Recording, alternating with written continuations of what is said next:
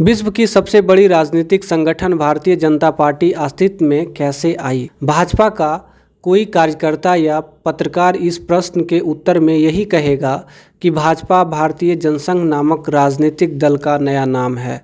भारतीय जनसंघ की स्थापना 21 अक्टूबर 1951 को डॉक्टर श्याम प्रसाद मुखर्जी की अध्यक्षता में दिल्ली में हुई थी, लेकिन यह बात सत्य नहीं है। सच्चाई कुछ और ही है। भारतीय जनसंघ नाम से राजनीतिक संगठन का जन्म 1951 में कोलकाता में हुआ था।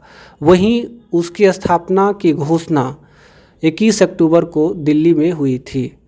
चलिए आज आपको उस स्थान पर ले चलते हैं जहां विश्व की सबसे बड़ी राजनीतिक पार्टी का जन्म हुआ था। यह है कोलकाता का विधान सरणी यानी विधान मार्ग स्थित 26 नवंबर की कोठी।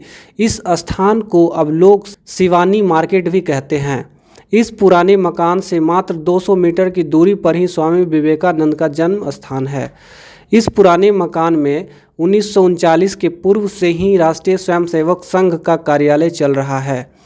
लकड़ी के बने घुमावदार सीढ़ियों से जब आप इस मकान के सबसे ऊपर के तल्ले पर पहुंचते हैं तो यह साफ सुथरा एवं सलीके से सुव्यवस्थित स्थान मिलता है।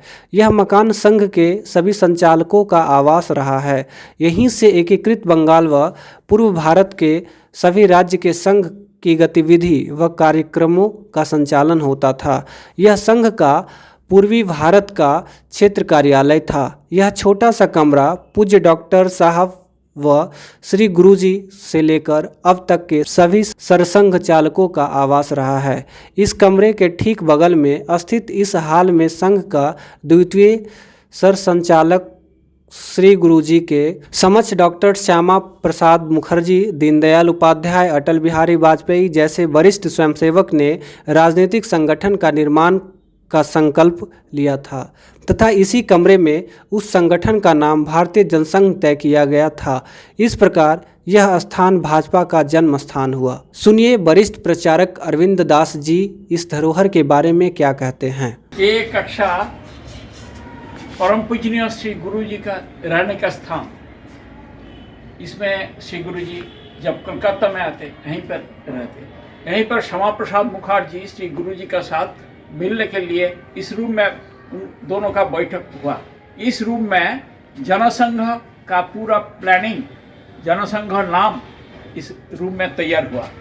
उस समय पंडित दीनदयाल उपाध्याय जी एकात्म मानव दर्शन मुंबई के बाद कलकत्ता में जब आए, यहीं पर कलकत्ता में जो जितने प्रबुद्ध समाज पुराना स्वयंसेवक, इसके साथ एकात्म मानव दर्शन उनका बौद्धिक पंडित दीनदयाल जी का इस स्थान में हुआ। यहीं पर खड़ा होकर दीनदयाल जी वो बात सबको बताया। उस समय ऐसी स्थिति तो नहीं थी, नहीं थी। हाँ, वो केवल स्थिति नहीं थी, वो केवल यहीं पर थोड़ा था, एक खुला था, यहीं पर खुट्टी था, बैम्बू का खुट्टी था। उस टेबल में बैठकर एकनाथ रानाडे जी, स्वर्गीय एकनाथ रानाडे जी इस टेबल में बैठकर रामकृष्ण मिशन का जो अभी प्रेसिडेंट महाराज परम पूज्य शरणानंद जी, उनके साथ बैठकर इस टेबल में बैठकर कन्याकुमारी विवेकानंद रॉक मेमोरियल का वो प्लानिंग, स्केच सब यहीं पर बनाया इस टेबल में। यह है हेरिटेज बिल्डिंग।